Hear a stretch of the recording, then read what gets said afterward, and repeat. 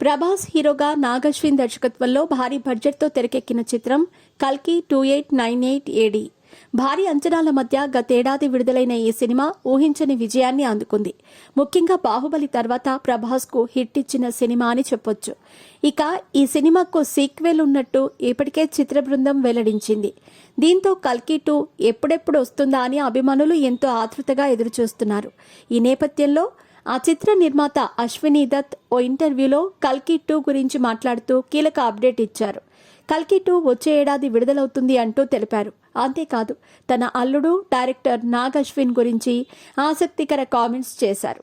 కల్కి మొదటి భాగంలో భవిష్యత్తులో భూమి ఎలా ఉండబోతోంది అనేది ఊహాజనితంగా చూపించారు. ఇక చివర్లో మహాభారత్ ఎపిసోడ్, అందులో కర్ణుడు అర్జునుడు సీన్స్ హైలైట్ గా నిలిచాయి. ఈ సన్నివేశాలు ఇంకొంతసేపు ఉంటే బాగుండేదని చాలా మంది ఆశపడ్డారు. అయితే ఇప్పుడు వాళ్ల కోరిక నెరవేరబోతోంది అంటూ నిర్మాత చెప్పుకొచ్చారు. రెండో పార్ట్ కోసం ఎంతో శ్రమిస్తున్నాం. ఏప్రిల్ నెలలో షూటింగ్ ప్రారంభమవుతుంది. అత్యంత ప్రతిష్టాత్మకంగా తెరకెక్కిస్తున్న ఈ సినిమా విడుదలకు కాస్త ఆలస్యం అవుతుంది.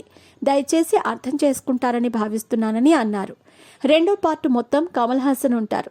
ప్రభాస్, కమల్ హాసన్ మధ్య సన్నివేశాలుంటాయి. అమితాబ్ బచ్చన్ పాత్రకు కూడా ప్రాధాన్యత ఇచ్చామన్నారు. ఈ 3 పాత్రలే ఎక్కువగా కనిపిస్తాయి. వీళ్లే ఈ సినిమాకు మెయిన్. వీళ్లతో పాటు దీపికా పదుకునే పాత్రకు కూడా ప్రాధాన్యం ఉంటుందని అశ్విని దత్ తెలిపారు. ఇక నాగ్ అశ్విన్ గురించి మాట్లాడుతూ మంచి దర్శకుడు అంటూ కొనియాడారు. మహానటి సినిమా తీసే సమయంలో ఎక్కడా భయం లేకుండా షూటింగ్ పూర్తి చేశాడు. ఆ తర్వాత కల్కి రూపొందించాడు. 2 సినిమాలు సూపర్ హిట్ అయ్యాయి. నాగ్ అశ్విన్ జీవితంలో ఓటమనేది ఉండదని నేను నమ్ముతాను. అతని ఆలోచన విధానం, సినిమాలను తెరకెక్కించే తీరు చాలా గొప్పగా ఉంటాయి అంటూ అల్లుడు కమ్ డైరెక్టర్ పై ప్రశంసలు కురిపించారు అశ్విని దత్.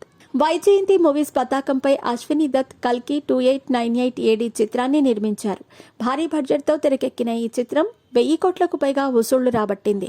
ఆడియన్స్ ను కొత్త ప్రపంచంలోకి తీసుకెళ్లిన ఈ చిత్రంలో అమితాబ్, కమల్ హాసన్ పాత్రలు ఆకట్టుకున్నాయి. విజయ్ దేవరకొండ, దుల్కర్ సల్మాన్ అతిథి పాత్రల్లో కనిపించారు. బౌంటీ ఫైటర్ భైరవగా సందడి చేసిన ప్రభాస్ చివర్లో కర్ణుడిగా కనిపించి పార్ట్ 2 పై మరిన్ని అంచనాలు పెంచేశారు. చూడాలి మరి కల్కి 2 సినిమా ఎలాంటి టాక్ తెచ్చుకుంటుందో.